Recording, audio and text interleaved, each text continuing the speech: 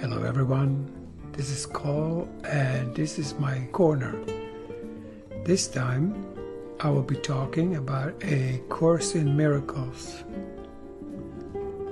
Some of you might remember me from Street Smart Spirituality podcast with Barry, and some might remember me from doing the Cole's Corner on Write You So Well, introduction to a book series channeled by C.N. Rohan, and this time I'm going to be doing and focusing more on Course in Miracles lessons. Barry have recorded quite a few of these, and I have also been doing Course in Miracles lessons in Slovakian language, and this year I've sent something over 100 podcasts on with the lessons and how to do them, commentaries to lessons and its use, and how to do them with less effort, and how to learn how to follow the actual instructions in a workbook. One of the most important and often overlooked aspect of A Course in Miracles is that it's not about learning the concepts and structures of Course in Miracles, but to have the experience. There's a section in Course in Miracles where it says very clearly that it's not about the theology, but it's about the experience, and it suggests that we seek only that and do not let the theology and comparison of thought patterns to delay us. And therefore most of my talks will be about how to remove the barriers to the love's presence, also how to actually be able to sustain and remain in this experience. To have this experience of an unconditional love is quite an intense experience from my experience. And I have been now sustaining it for a very long time, almost without interruption. And there are a few principles in A Course in Miracles that are often overlooked. So I'll be looking at these gems and these tiny little sentences and meanings that make all the difference, and how to actually remain in that act of giving away of who we truly are. First we find it, then we have to give it, because if we don't give it, we basically choke on it. That's my old line. So today I'm going to introduce you something different. Every morning on Saturday, I hook up with my buddy, who is actually my coach, and for a while I was his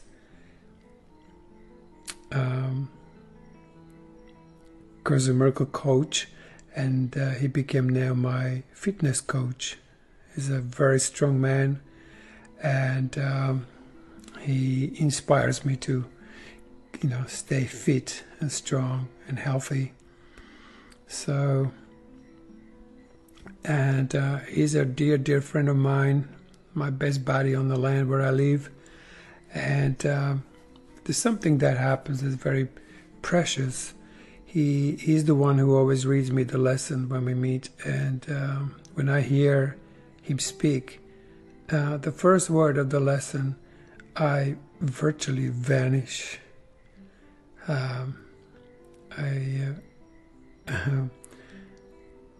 Yes, it's beyond description and beyond comprehension, even myself.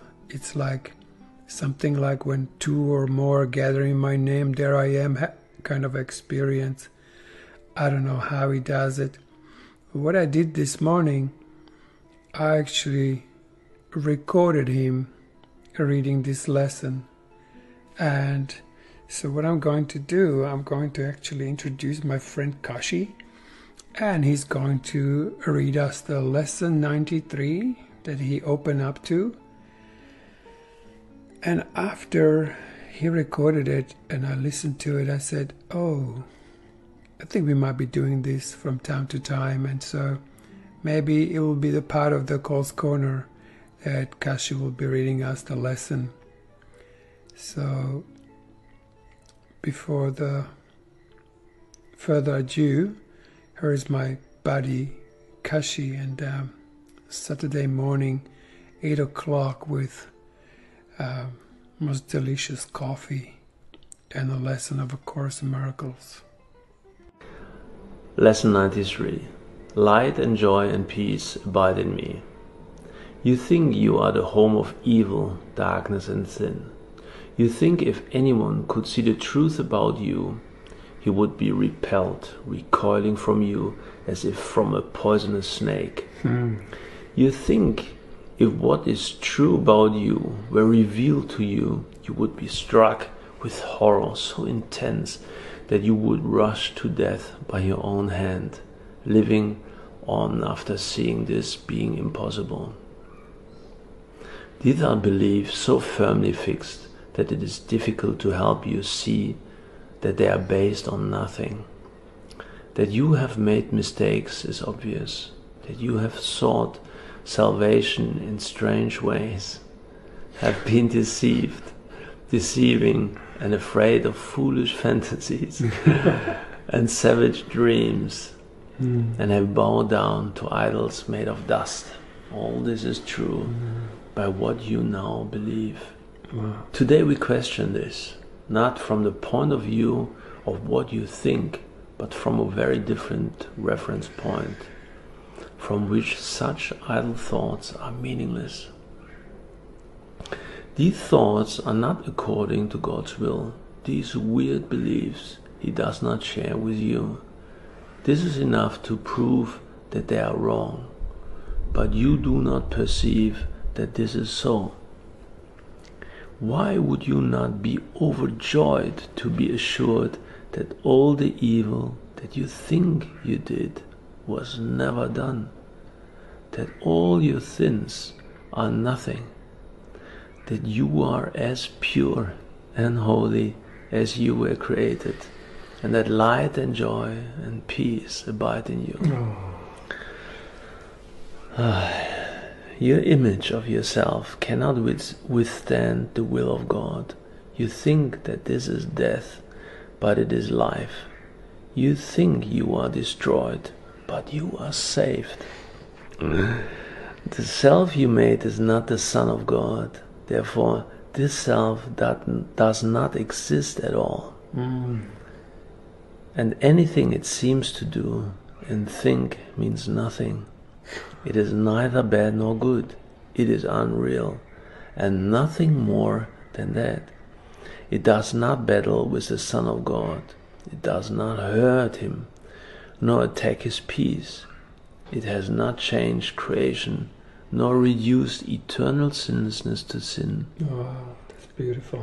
Yeah, and love to hate.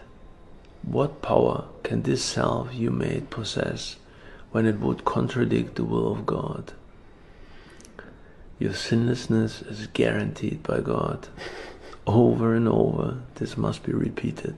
That's beautiful. Until it is accepted. Oh my God. It is true. Your sinlessness is guaranteed by God. Nothing can touch it or change what God created as eternal. The self you made, evil and full of sin, is meaningless. Your sinlessness is guaranteed by God, and light and joy and peace abide in you. Wow. Salvation requires the acceptance of but one thought. You are as God created you. Not what you made of yourself. Whatever evil you may think you did, you are as God created you. whatever mistakes you made, the truth about you is unchanged. Creation is eternal and unalterable. Unalterable, isn't that cool? Even if you want it, you can't change it. Your sinlessness is guaranteed by God. You are and will forever be exactly as you were created. Wow. Light and joy and peace abide in you because God put them there. In our longer exercise periods today, which would be most profitable if done for the first 5 minutes of every waking hour, begin by stating the truth about your creation. Light and joy and peace abide in me. My sinlessness is guaranteed by God. Then put away your foolish self-images and spend the rest of the practice period in trying to experience what God has given you in place of what you have decreed for yourself. Wow. You are what God created or what you made. One self is true, the other is not there. It's just not there. It's totally unreal. Try to experience the unity of your one self. Try to appreciate its holiness and the love from which it was created. Try not to interfere with the self which God created as you, by hiding its majesty behind the tiny idols of evil and sinfulness you have made to replace it. Tiny. Let it come into its own. Here you are. This is you. And light and joy and peace abide in you. Because this is so. It's just so. You may not be willing or even able to use the first 5 minutes of each hour for these exercises. Try, however, to do so when you can, and at least remember to repeat these thoughts each hour. Light and joy and peace abide in you. My sinlessness is guaranteed by God. Then try to devote at least a minute or so to closing your eyes and realizing that this is a statement of the truth about you. If a situation arises that seems to be disturbing, quickly dispel the illusion of fear by repeating these thoughts again. Should you be tempted to become angry with someone, tell him silently, light and joy and peace abide in you. Your sinlessness is guaranteed by God. Beautiful. You can do much for the world's salvation today. You can do much today to bring you closer to the part in salvation that God has assigned to you. And you can do much today to bring the conviction to your mind that the idea for the day is true indeed. Light and joy and peace abide in me. My sinlessness is guaranteed by God.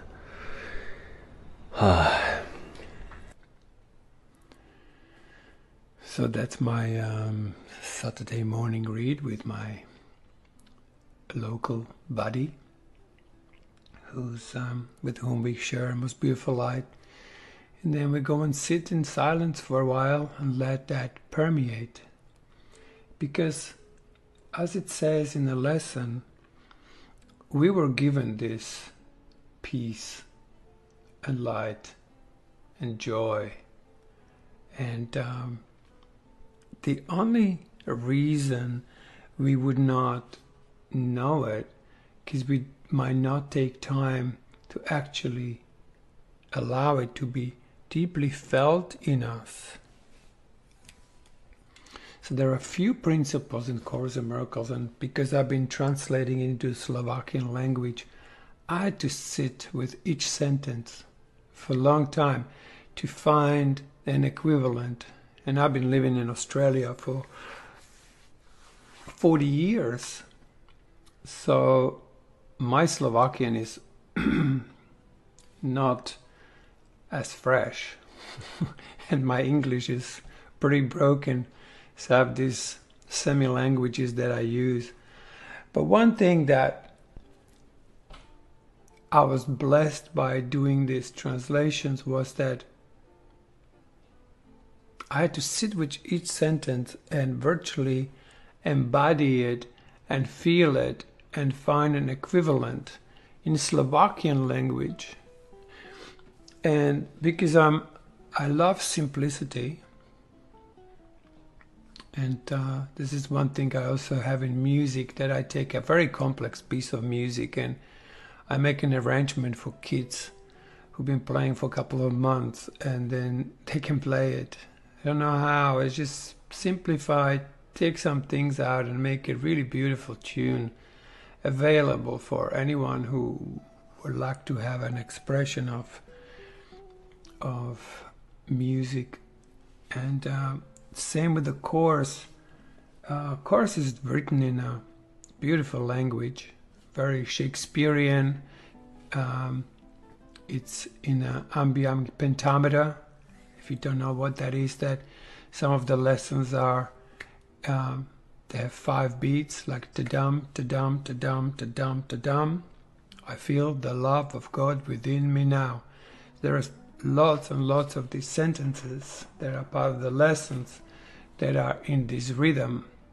And in the West, we are so used to the 4-beat, you know, doop dum dum dum doo dum dum dum. Hey, all the rock music, lots of classical music, and you know, it's in that beat.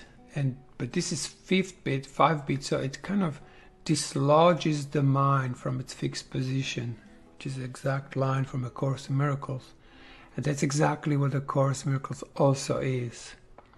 It's to dislodge this tiny little bit part of the mind that decided to be the number 1.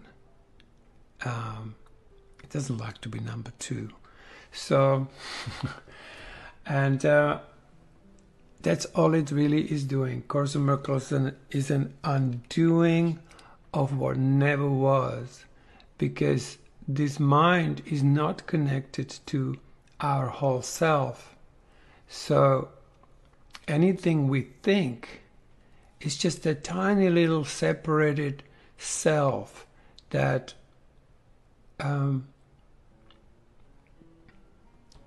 can't feel.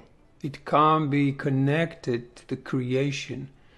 Now, I don't know if you guys know, but feeling is the part of us that actually is the creation. So this is how these lessons work. Let's say we take the word joy, which is just an idea, a thought.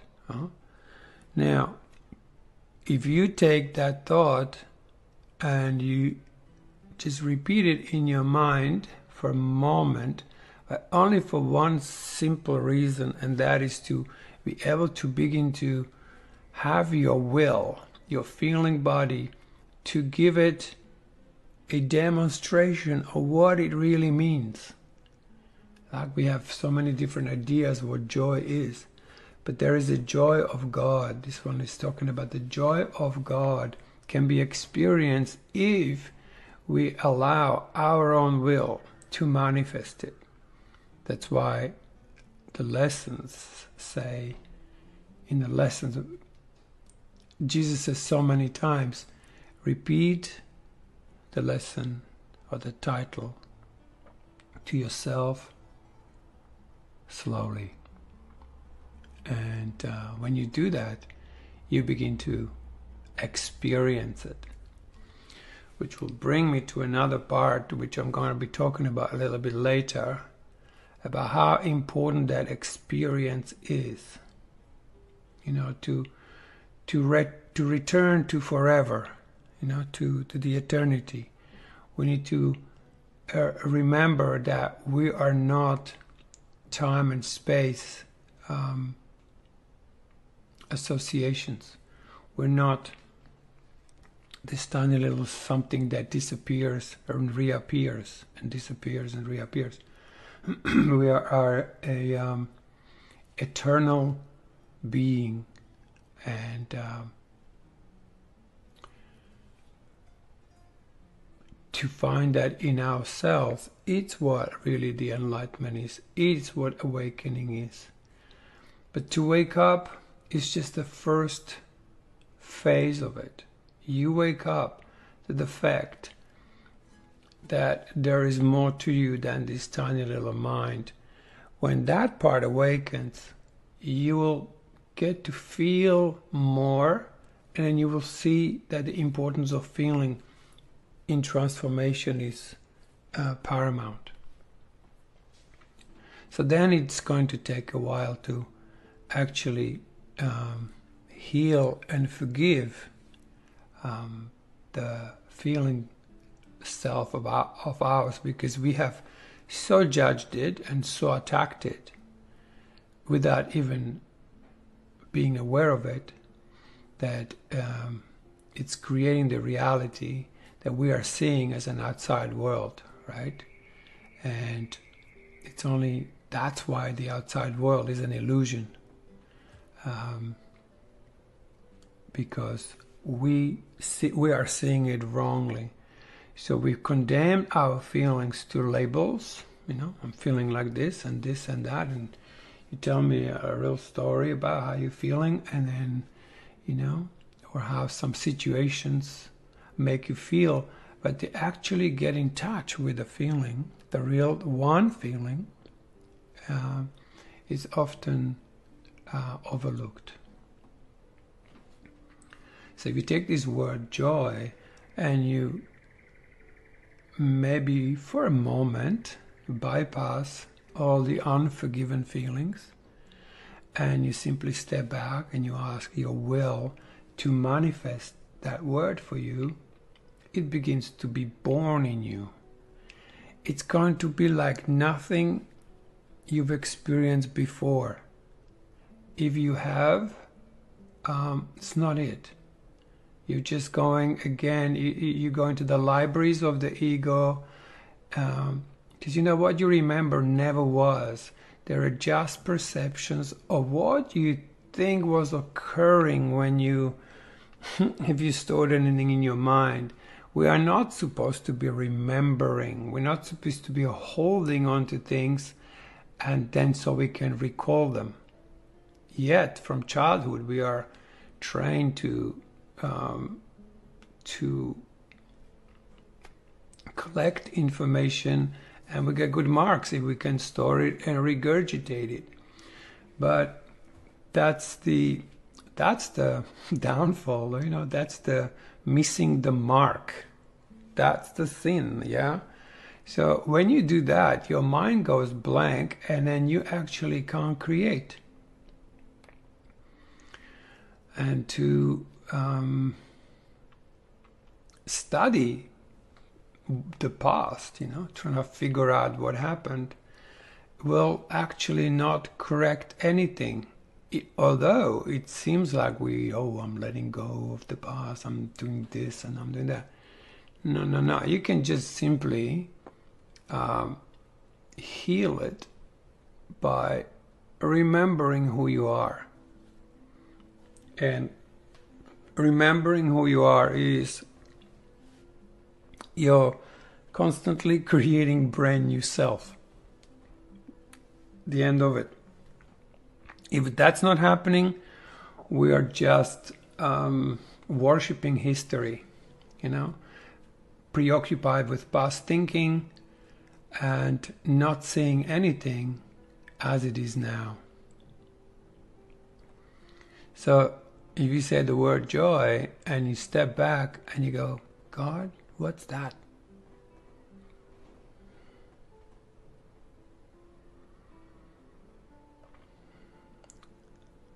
And then you might, if you're relaxed enough and your mind is blank, not thinking, you begin to feel something reverberating in you as a brand new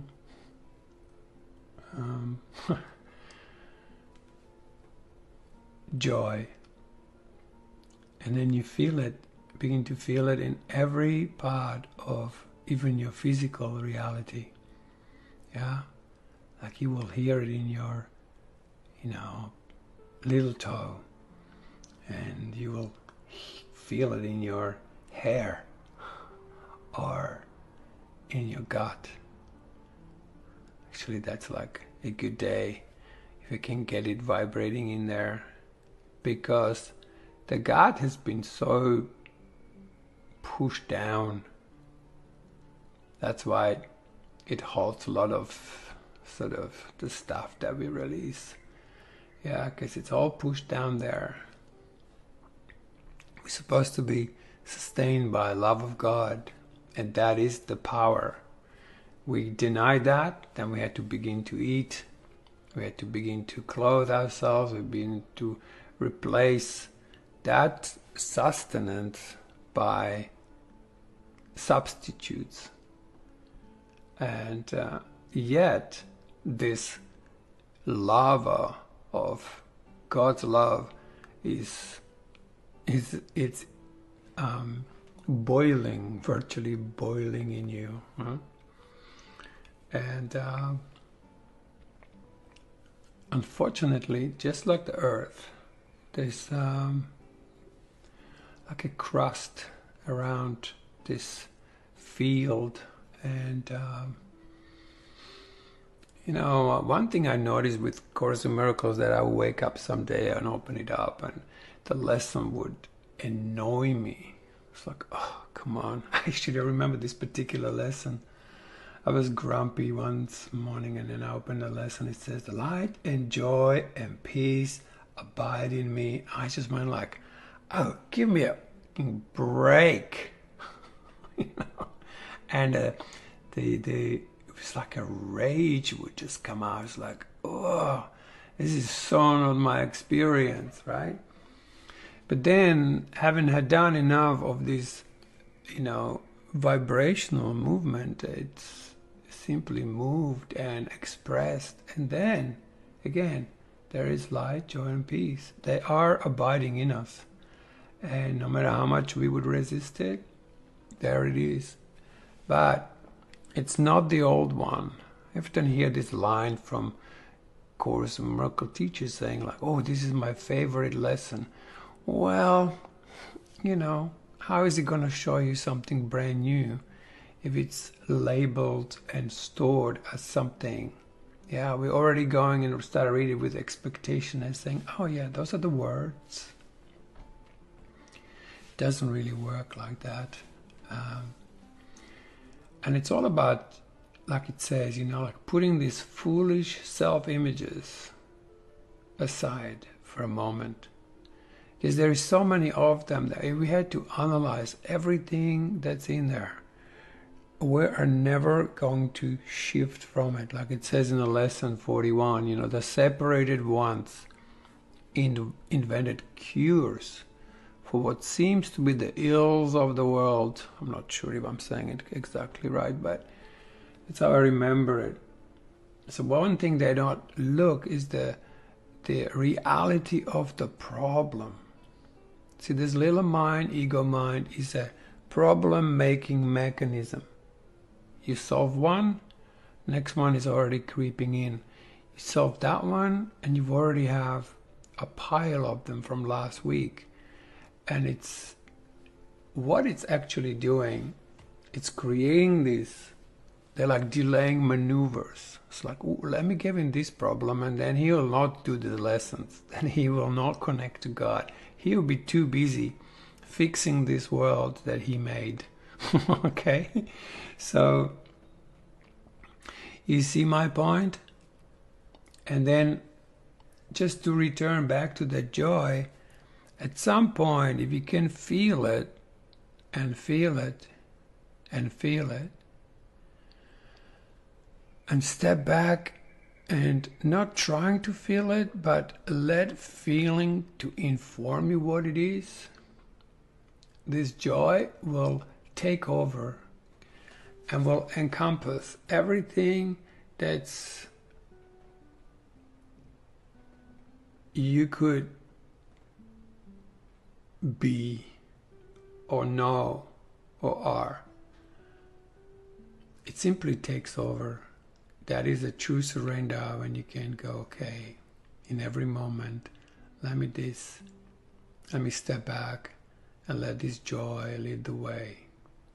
I step back, let the light, or let the peace lead the way. And then, if you begin to have lots of this light, it will push out everything that doesn't fit into this light. And so you will get in touch with what seems like a negative feeling or negative situations. But you know now not to condemn them, because every time you condemn them, you're basically condemning your will, because your will is pushing this out and it gets mistaken. And instead of letting it pass through, like in the act of giving it away, we lock them. Yeah? And that's how the world perpetuates itself. The whole karma is virtually within you. And as you learn how to step back and allow things to express without being labeled and put it into some kind of descriptions or compartments, you begin to ooze everything that's coming out of you. Eventually you can, without any effort, allow all your negative feelings to express in the most beautiful way. Yeah? You just go like, oh, here comes another one. Beautiful. You meet it, and your attitude is no longer punitive, rejecting, or condemning. And that is the forgiveness. You forgive everything you hold within yourself, and then all remains is light. And then wherever you look, you see this light that you are. And then you begin to see people as you are, as that light. It's called observance. You begin to see that everyone has this light, and that's all you see. And of course, we all have habits, we all have behaviors and bodies. They're very easy to label and judge and attack, condemn, crucify. Hanging on the cross, there is your Jesus right there on the cross. So we want to pull these nails out from all these images and begin to resurrect the body rather than nailing it.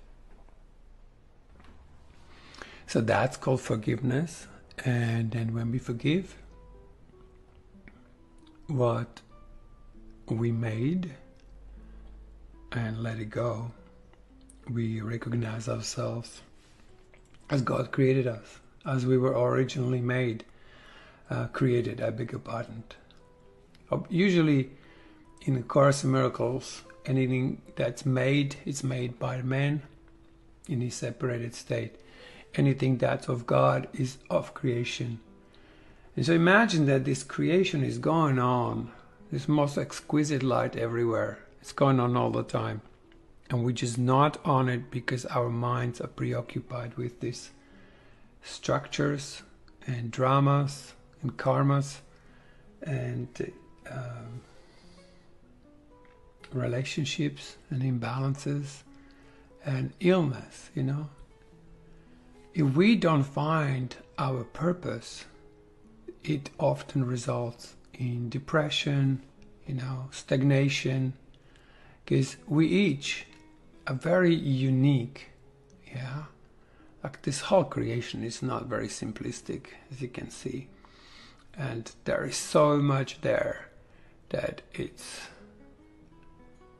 overwhelmingly beautiful. I don't know how many of you know Urantia book. It tells you what else is available. And when you start looking at what else is available, you realize that our little dense reality as we know it is a really, really tiny little game. and we're just like the little larves, you know, in a state of some kind of awakening, very slowly, very dense, yeah. But there are other realities that are happening all around us, and we're simply not on it because our receptive centers are blocked up by judgments and condemnations and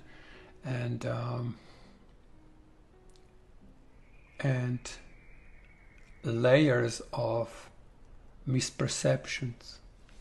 So, like right in a preface, in a Course in Miracles, I use the Sparkly edition, which is probably the most original edition of Course in Miracles. I don't know if you guys know about it. I find this really good. But you know what? Any Course in Miracles book works just fine. You know, again, you could be sitting around arguing which edition is right. And that again is then another delaying maneuver, because they all work. And really. So the Course, in the use of terms, starts with, this is not a course in a theoretical philosophy, nor is it concerned with precise terminology. Yeah, it's only it's concerned only with atonement or atonement, where we return to our oneness. Yeah. To this one place in us that creates, that oozes newness and freshness, right? And the more we undo these errors, you know, by overlooking them, because like I say, you can really dig into that. Like you could be going for a walk and see a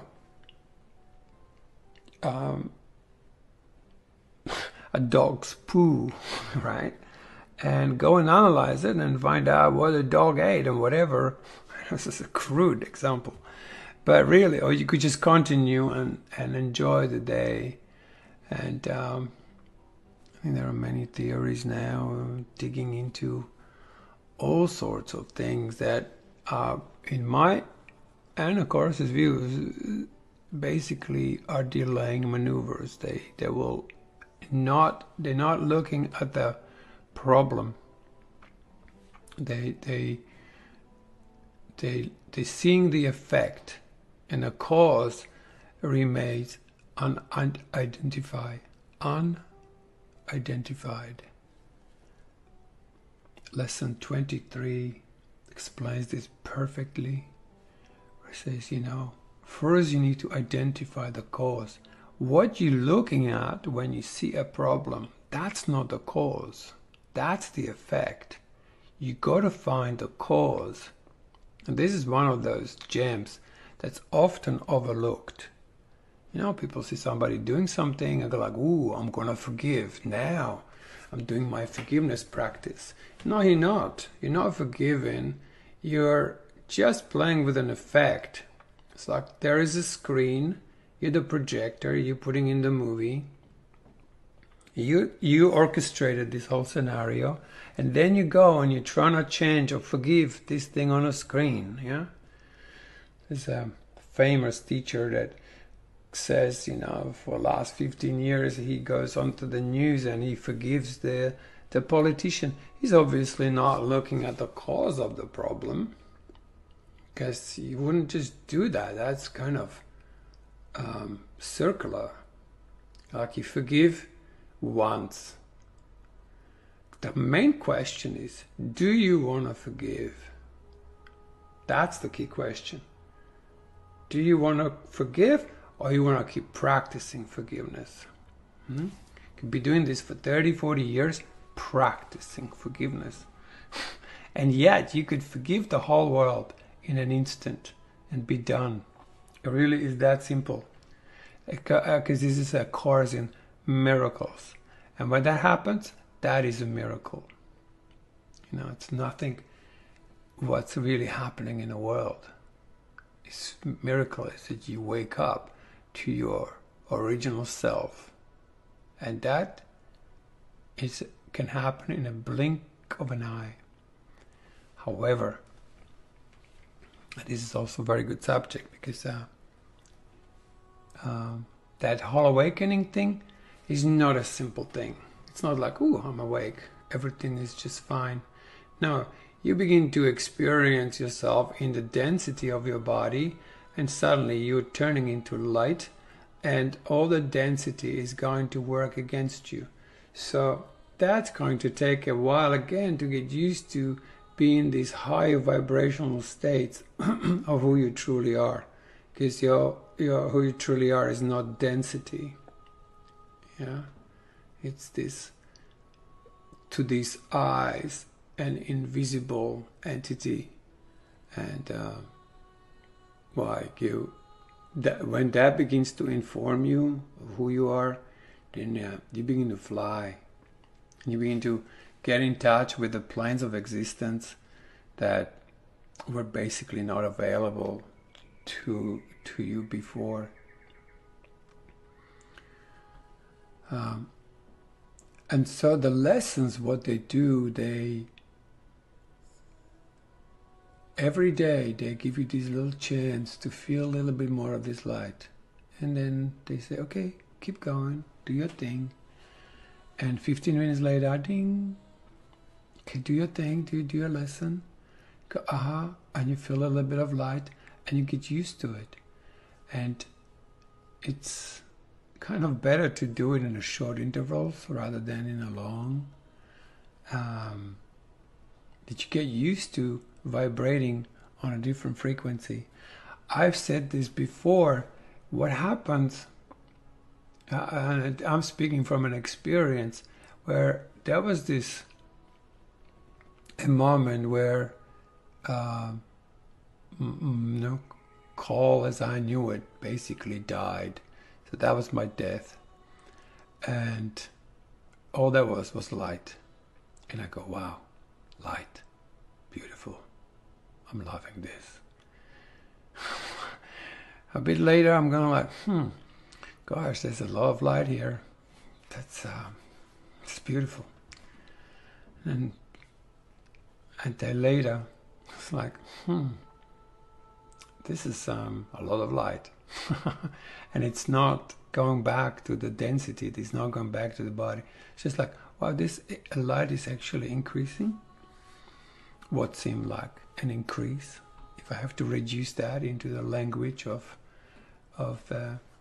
human mind, thinking. And then this went on, and at some point I thought, and again, this is a major reduction, but there was something like, if this keeps going like this, I'm not sure if I'm going to be able to handle this. And then day 4, I was very close to asking for going back to my original way of being. It's like, okay, there's this resurrection action is a little bit, it's starting to be very intense. Seriously, day 5, I was like begging for it to stop, and I thought I need to seriously distract myself from this. And I realized that's how reincarnation works, because if we're still holding, and I still had some density somewhere in me, and then this density was not yet fully forgiven in me, so it was creating a very uncomfortable way of being. And it was when the Olympic Games in Rio was, and I thought, I'm just gonna go to the next room, next cabin, and I'm just gonna sit there and I'm gonna watch Olympics, and then that's gonna get me like out of this enlightening misery. Anyway, so I open up the screen, and then there's that statue of Jesus with his open arms, like looking at me, and I'm going, okay, I don't think there is a way to escape this. And so I just open my arms, And I met him with these open arms, like he's standing there, and it was actually really beautiful because that somehow reduced that intensity. I felt like, okay, and I realized that, oh, I'm choking on this light. I'm actually choking on this light. And I had a missing element. And that element was the act of giving it. An act of giving this light away. And it's as simple as the sunshine. You just sit there and you beam like the sun does. You know?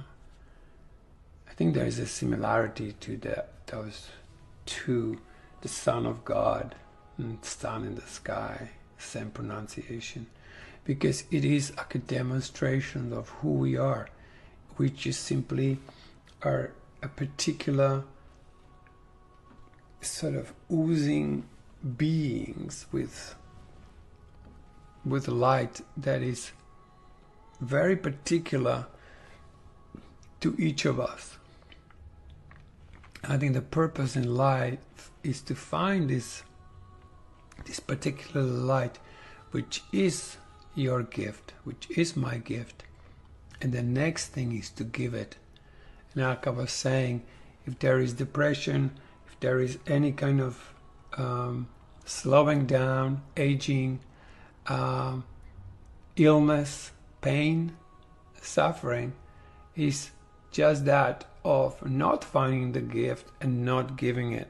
Because the minute you find what it is and start to give it, you will simply enter health.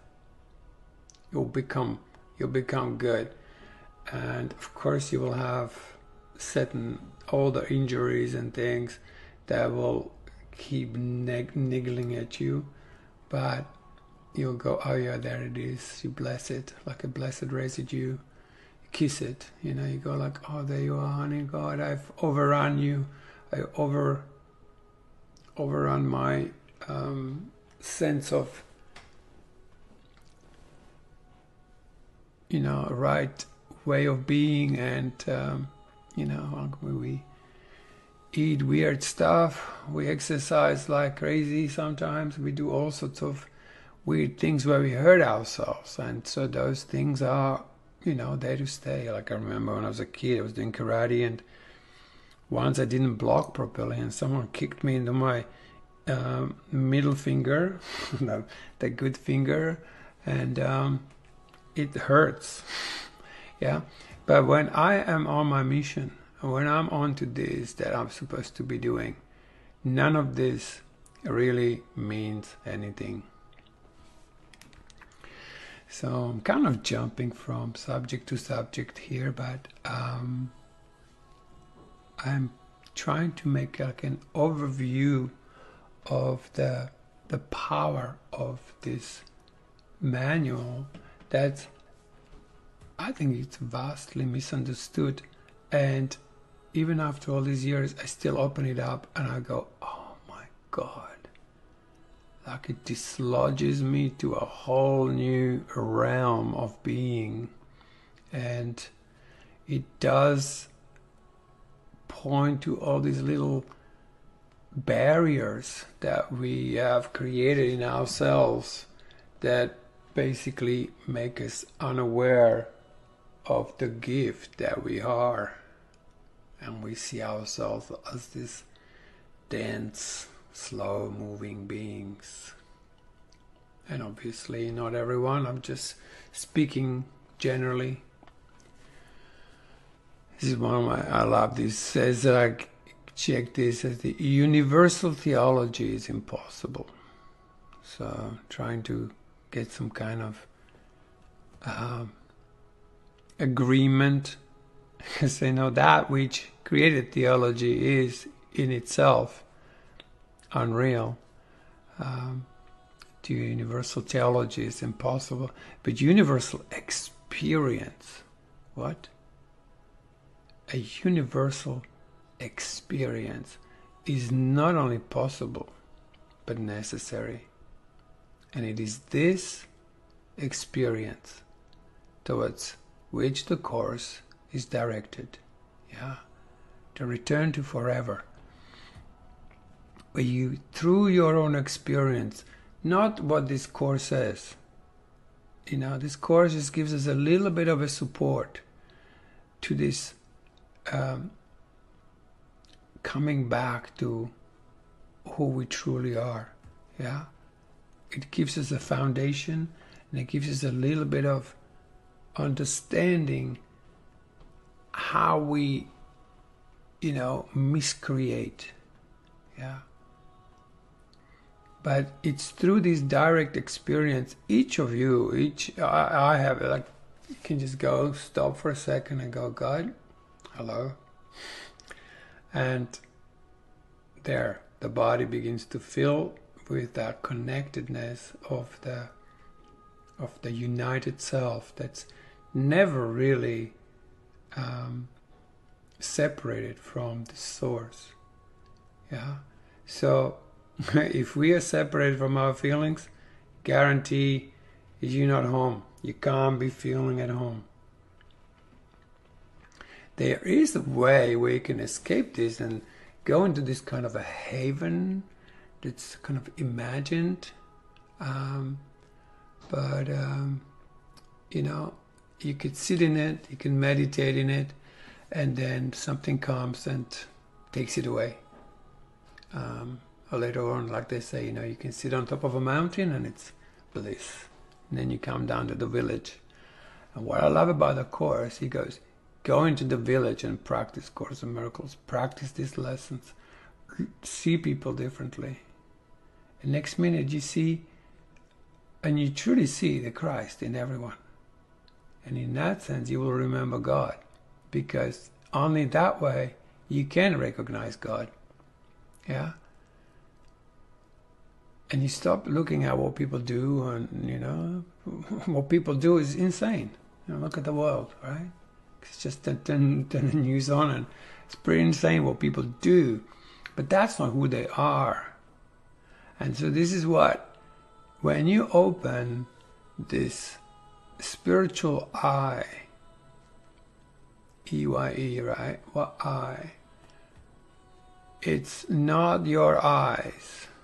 It's actually, you begin to see with your whole self. And even physically, you might almost get a feeling.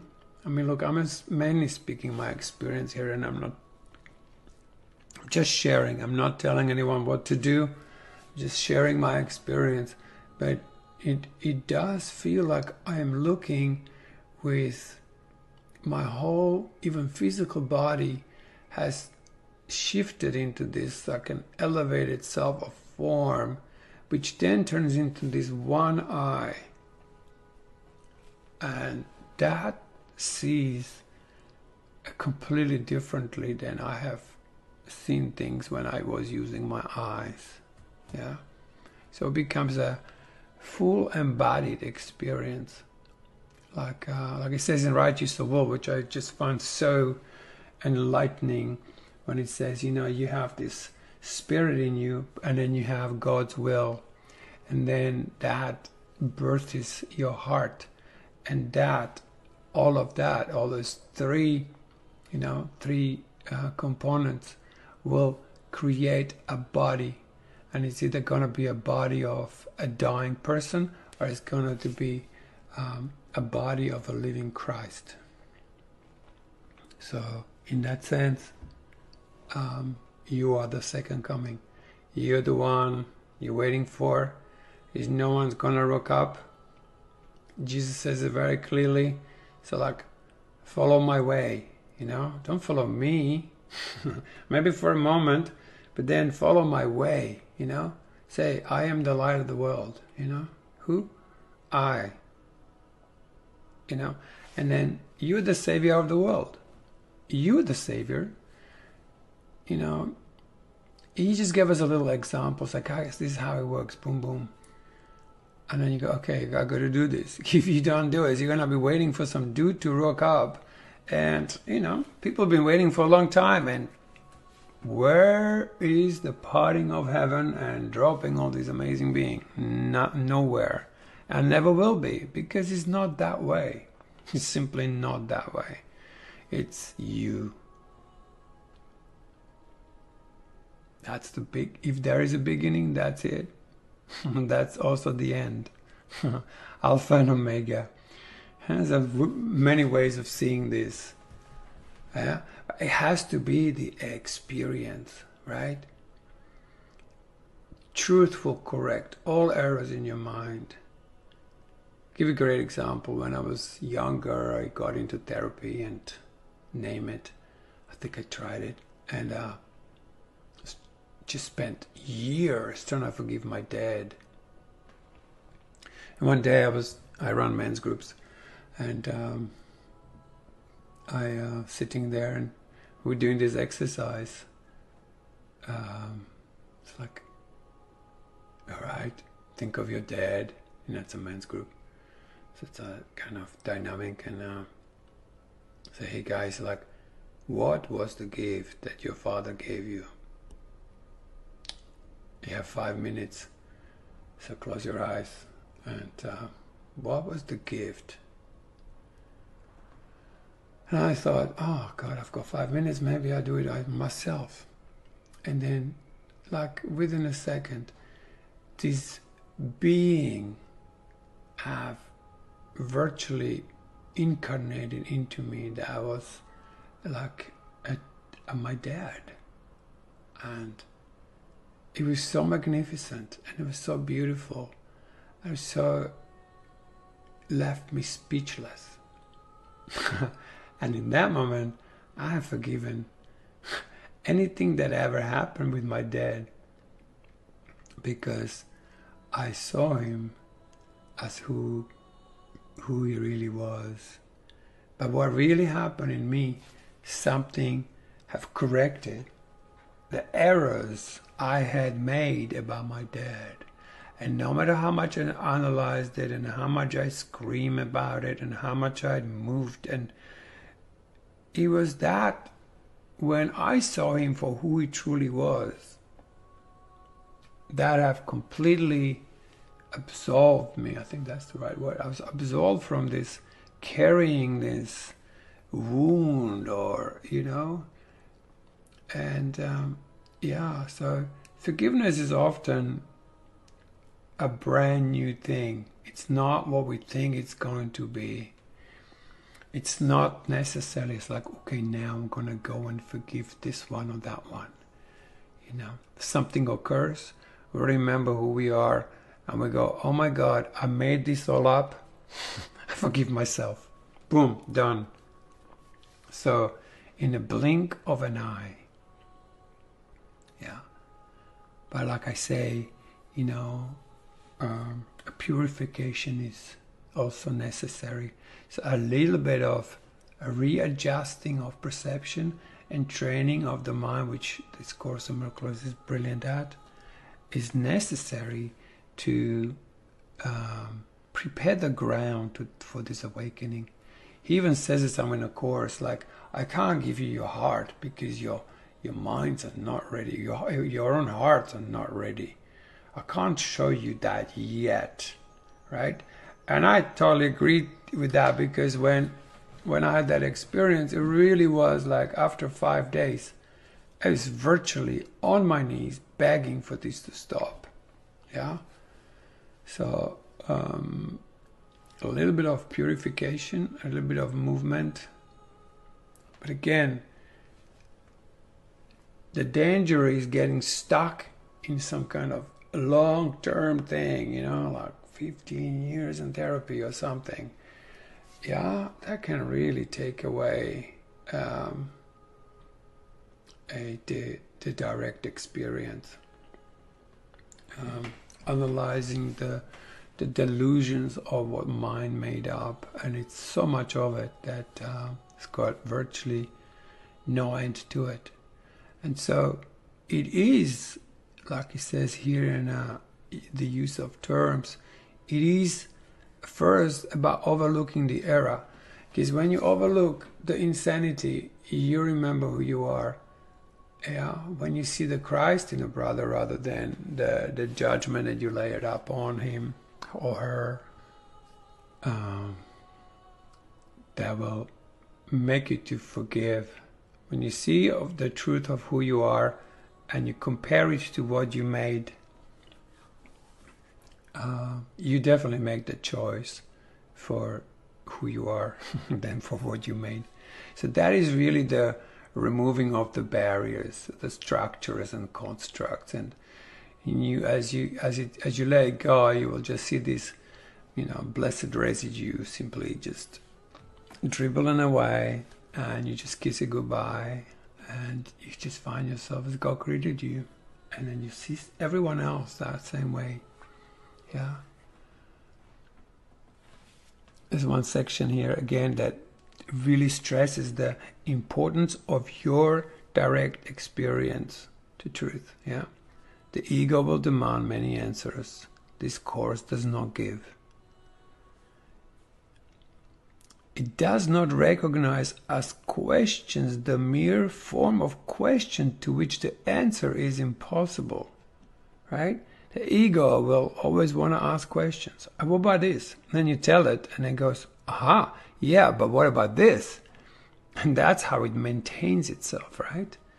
So the ego may ask, how did the impossible occur? Like, how did we end up like this, right? And to what did the impossible happen? And it may ask in many forms, yeah? Tell me who you are. Blah, blah, blah. Yet, there is no answer. Only an experience. Seek only this, and do not let the theology delay you. So I guess the purpose of these talks would be to just keep pointing to the crème de la crème of Course in Miracles, what it's really, in this, I don't know how many, 1,500 pages manual, that in every sentence trying to point you to your true nature. That where is that gem? Where are those little lines that speed this process immeasurably? So maybe next week or my next podcast I will begin to go a little bit on the basics of the workbook and the undoing of what never was, so we can return to forever, to our eternal life, which is going on all the time, and we're just often not on it. And this will be like a reminder. It's like, hey, this course is simple. It states it, and it's underlined. We can also take this course and make it very complicated. So I think there will be sharing the things that really worked, that really shifted, like my friend Kashi said, it's like a quantum shift. Yeah. I just finished with that story with Kashi because we were, we used to jog together and do fitness and stuff, and we went for a walk, and I had this new app that was reminding me of the lessons. By the way, if the lessons of A Course in Miracles will appeal to you in any way, please get yourself a timer. There's an application, I think costs $10, in a course I think every sort of major phone has that available, and get yourself something that will remind you of the lesson.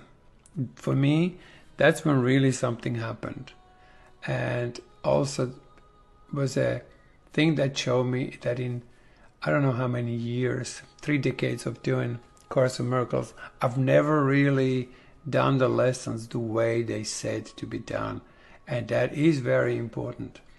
So I would, walk around and be in a situation talking to people, and then suddenly there was this tiny little voice, little sound is when tiddly-do. I go, oh, my lesson. And I'll be in the middle of my conversation with somebody. I'm going like, apply, good, done, continue. They wouldn't even hear it. They wouldn't even notice it. But because we live in a country, and Kashi and I were that day walking a long distance, and every 15 minutes my phone would go boom, and it goes, Coley, what's that thing in your pocket? I said, oh, I do these lessons. I go, yeah, what kind of lessons? This is a Course in Miracles lessons. Course in Miracles, what is that? Anyway,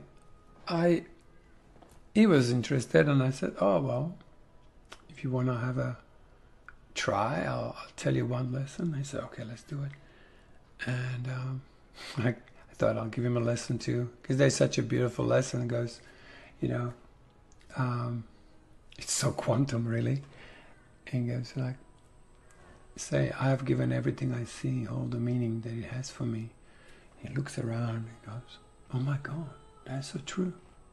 Can I do these lessons? And that's how Kashi became a Course in Miracles student. And we delight in each other's company. It's like where two or more are gathered, there I am experience. Every time he begins to read, we simply get taken into this wholesome reality of being in unity with God. And so thanks for listening, and I'll be sharing with you how to do these lessons. So some they can be overwhelming, they can be a bit complex, they can be not making much sense, and I'll tell you why they're not making sense.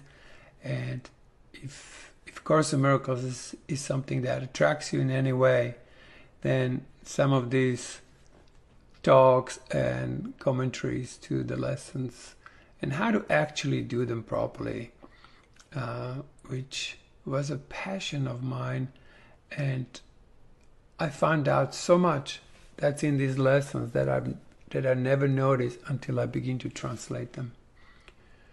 I go, oh my God, this is actually telling me to do this and this and this and this, and I fully missed that for years. Just thought, oh yeah, lesson. I know this lesson. No, you don't. Because if I do a lesson, I'm going to like, okay, I've never seen this before. What does this say? And then it can work on me. But if I'm a preconceived already, and I've projected all those things that it said last time, which I didn't get, I will get the same result. So it's about seeing everything fresh and new. All right, guys. Well, thanks for listening. And I made a guitar song at the beginning, and I'm using all of my recordings there in the background to keep this even more musical. Because I think it's very musical, and there is a music in spheres that this newly awakened mind is capable of hearing, and it's just